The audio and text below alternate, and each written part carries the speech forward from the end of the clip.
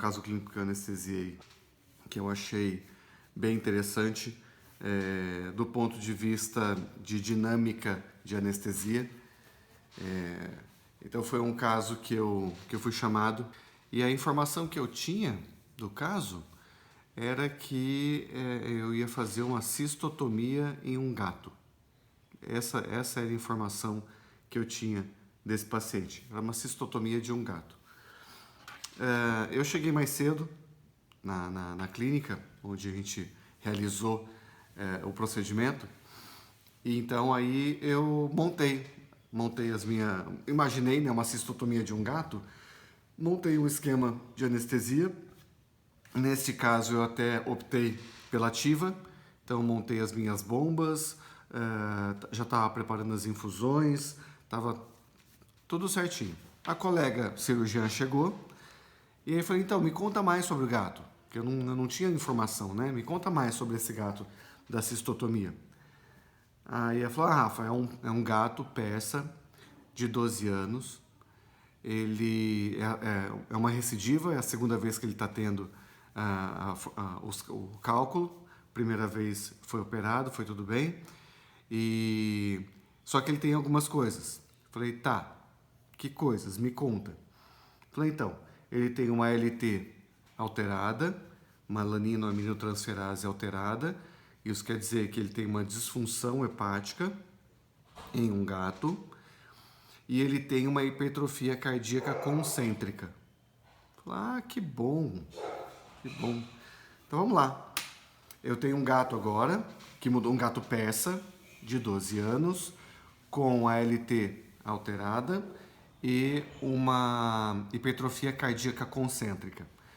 Só para relembrar, hipertrofia cardíaca em felinos ela é menos comum do que cães, mas na maioria, quando acontece, ela é concêntrica, né? Lembrando que nos cães, as hipertrofias, geralmente nós vemos um aumento, né, das câmaras cardíacas, porque ela é excêntrica, o músculo cresce para fora.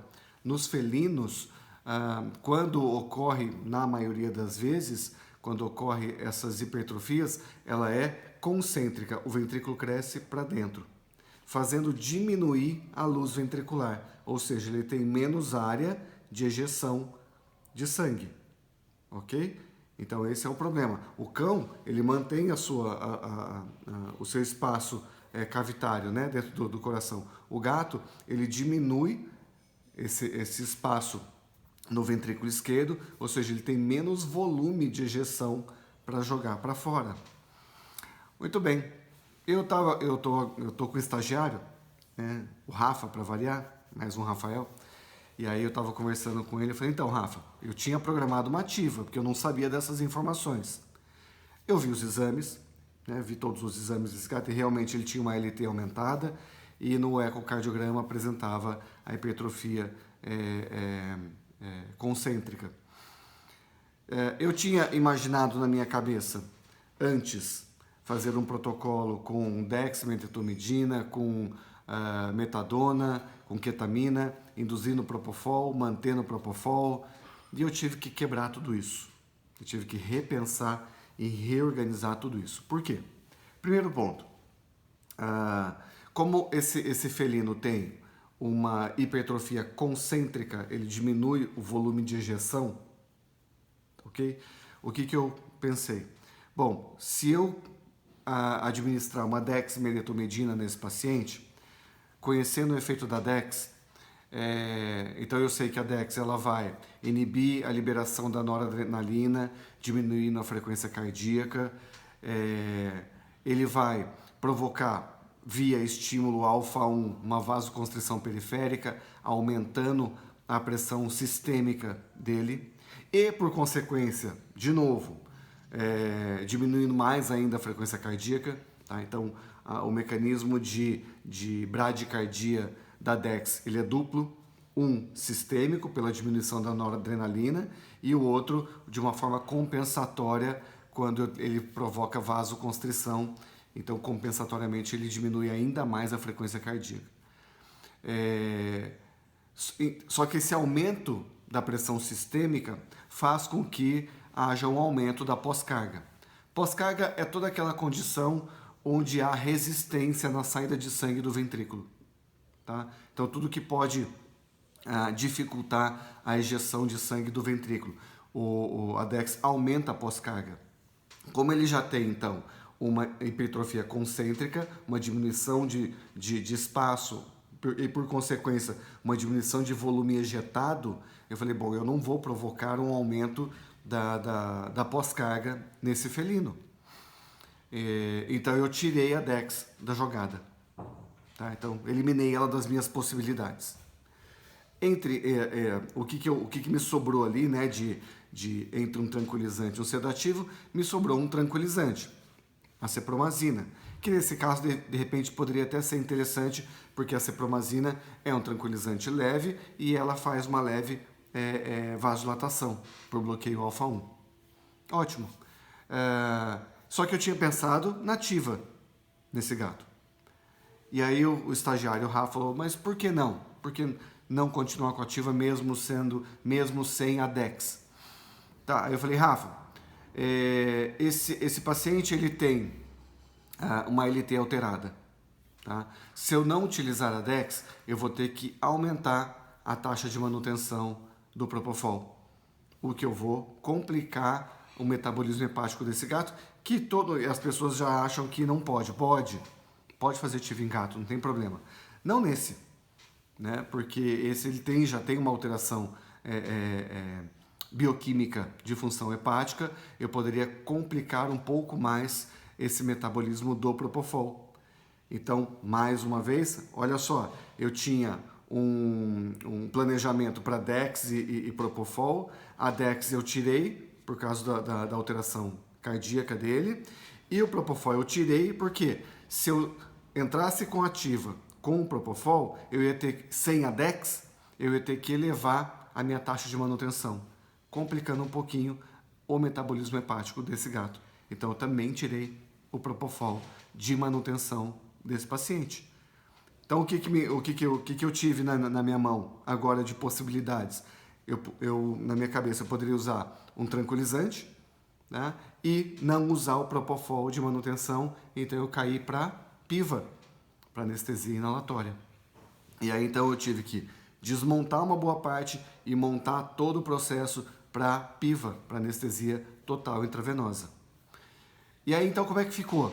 Como é que ficou esse meu planejamento anestésico desse paciente? Remodelei ele inteiro. Então, ele ficou com acepromazina e metadona de pré, uma tranquilização com analgésico, ou seja, uma neuroleptoanalgesia. Meu gato está querendo conversar. Uma neuroleptoanalgesia, tá? Onde eu tive uma tranquilização de um gato, não uma sedação. Ele estava desperto, ele estava tranquilo, canulei a veia dele bonitinho, sem problema nenhum. E aí eu fiz uma pré-infusão nesse gato com remifentanil e ketamina. Por que dessas escolhas? Porque o remifentanil é um analgésico opioide agonista Mi sintético, extremamente potente, e ele não faz metabolismo hepático. Ele faz metabolismo por esterases plasmáticas. Então, para esse meu paciente, fantástico. Ele já tem uma disfunção hepática, eu não queria aumentar essa disfunção hepática nele. Então, por isso que eu utilizei o remifentanil. E a ketamina, tem dois motivos pelo qual eu uso a ketamina.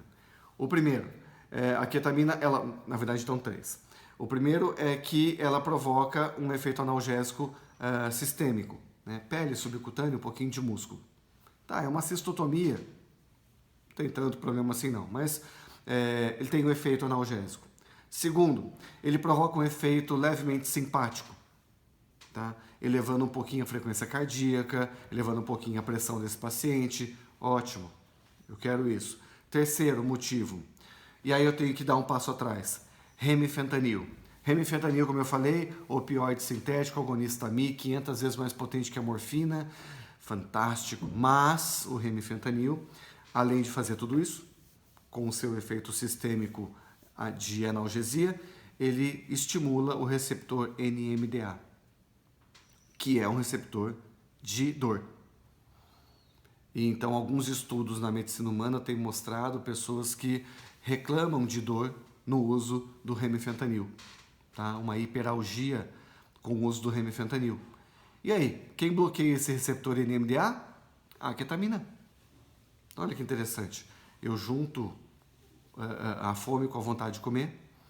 Então eu coloco um remifentanil, que é um opioide sintético, e eu coloco uma ketamina que inibe essa ação de hiperalgia do remifentanil. É um casamentinho que funciona muito bem, tá?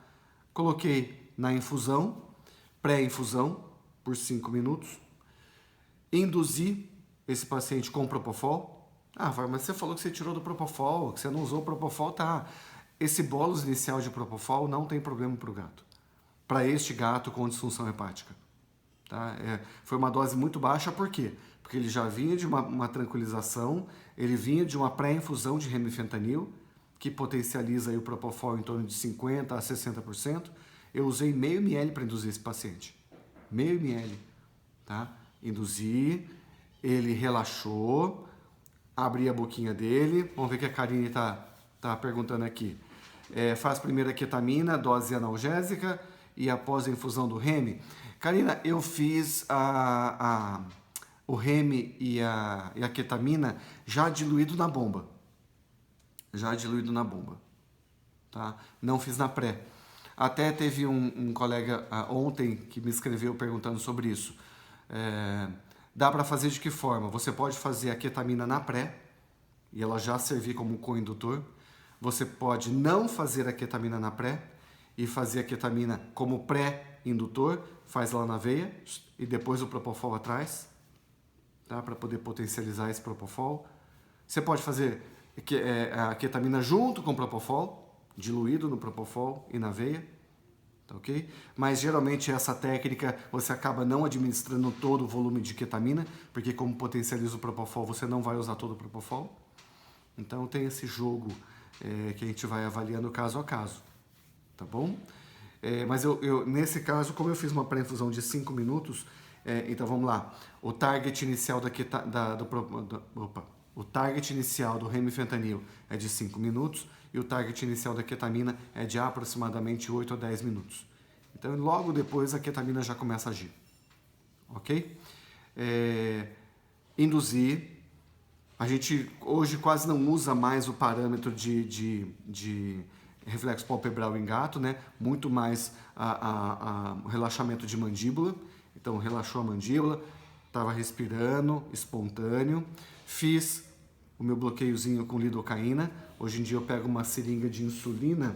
Tinha até uma aqui. Uma seringa de insulina. Eu puxo, geralmente, 0,05 ml de lidocaína. Tiro a agulha. Eu quebro a agulha, tá? Eu vou lá e quebro a agulha para ficar com aquele canhãozinho. Eu quebro a agulha, introduzo a seringa lá dentro, jogo a lidocaína, espero 30 segundos e aí entubei o gato. Tá? Entubei, coloquei em decúbito lateral e coloquei no ISO. Ok? Uma coisa que eu esqueci de falar. Quando eu estava fazendo a pré-infusão de remifentanil, eu fiz também um bolus inicial de Maroptan. Esqueci de falar disso. Tá? Mexendo em víscera, né? Mexendo em abdômen, em bexiga.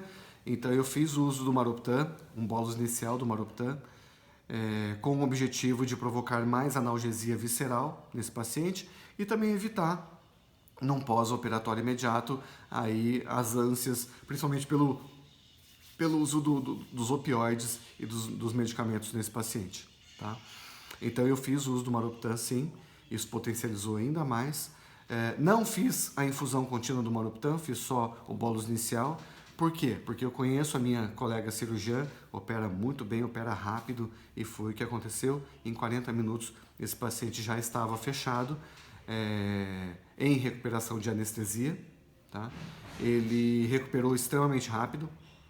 Tá? Ele começou, eu fiz, né? Então a manutenção, só para a gente fechar a ideia, a manutenção foi piva, isoflurano, muito pouco de vaporização, respiração espontânea e infusão de remifentanil e ketamina. Tá? Ele já tinha uma metadona de pré, e eu fiz como um complemento de analgesia após meloxicam e dipirona nesse paciente, tá? Esse paciente, como era um paciente com essas alterações, ele foi para internação, ele ficou na internação por 12 horas e depois foi liberado e tá muito bem. O paciente ficou muito estável durante a anestesia e ficou muito estável depois do procedimento anestésico. Então, assim, é para contar que a gente tem que ter maleabilidade, a gente tem que ter possibilidades de trabalho, né? Mais uma vez, ficar na mão de uma única técnica, você não tem opção. Você tem que fazer ela e se virar com ela. Eu tenho opção, né? Então, eu posso escolher entre várias técnicas que eu quero de acordo com o meu paciente. Isso é importante. Tá? Nem só piva, nem só ativa, saber trabalhar com as diversas técnicas, saber trabalhar com os fármacos, saber jogar esses fármacos para cada paciente, entender a função de cada um deles. Anestesia é isso, anestesia é uma arte. Né? Então, para cada e uma coisa que eu sempre falo, né, é você tomar as rédeas da sua anestesia e dizer para onde você quer conduzir o seu paciente. Isso é muito importante.